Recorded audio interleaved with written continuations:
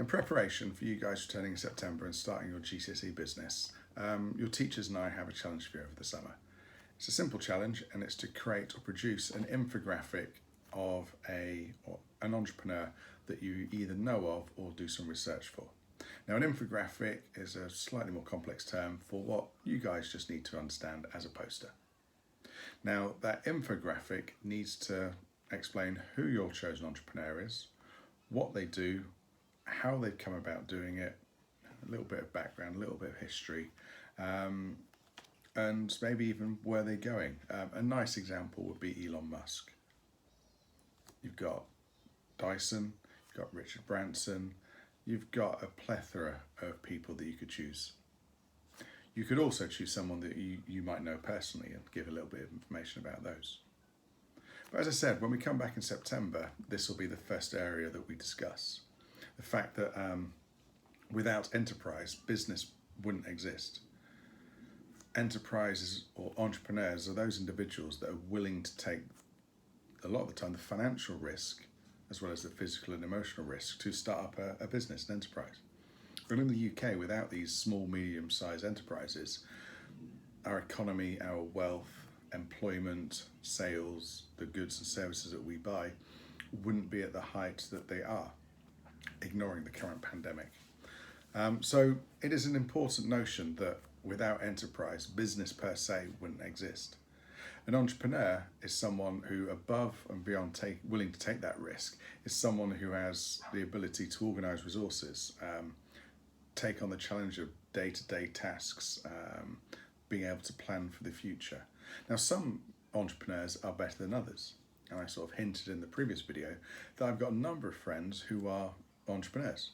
Some social entrepreneurs doing things not necessarily for profit, which the majority of entrepreneurs do, but for the well-being of others. Then I have other friends who run businesses, but not necessarily on a social level, but they do try to make enough money to make a living from it, but they're not about profit and sales necessarily. They're just about a standard of living and enjoying what they do. And I've got one or two other friends who work ridiculously long hours, and it is about profit. They are sole traders, if you like, and they will work the hours just so they can create more and more revenue, more and more income. Unlike me, an entrepreneur will take, or is willing to take, financial risks. They will look at unknowns as probably, challenges. Rather, I would look at unknown and look at it as something to be probably a little bit fearful of.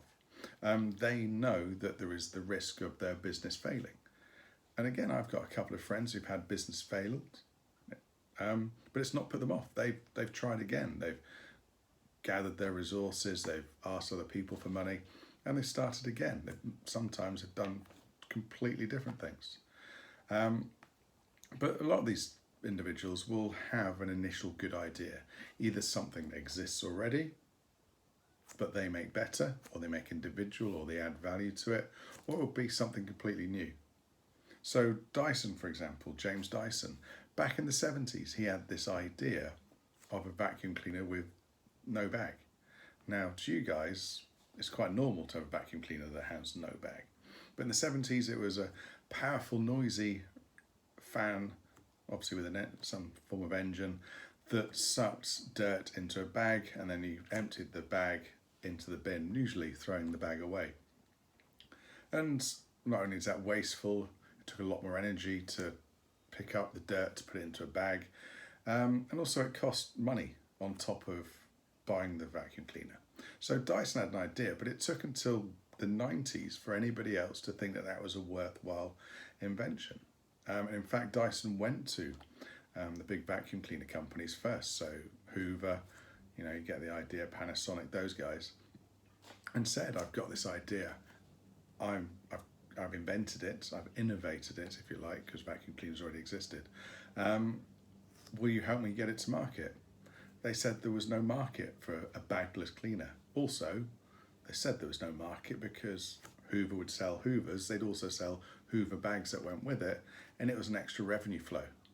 Dyson, his idea, you bought the vacuum cleaner, there was nothing else to ever buy along with it, so there was no extra income flow. So Dyson had to do it alone. 20 years later of having the Dyson, and now pretty much all vacuum cleaners are bagless, because he was willing to take the risk and go into a market that previously didn't exist. Not all Dyson's things have kicked off and done well. He came up with a wind-up radio for the developing world that did very well to give access to radio, or give people access to radio in areas where they had no electricity.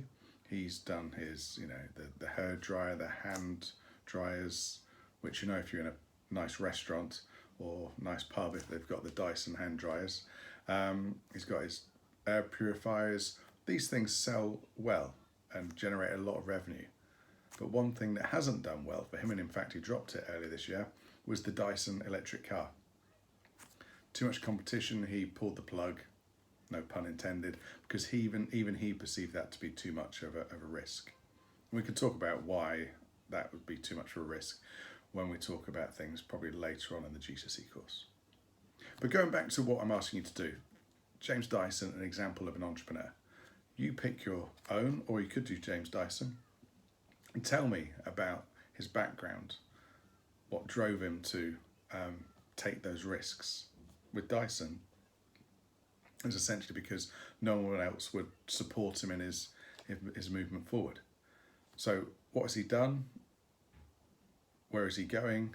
A little bit about his character, his personality maybe.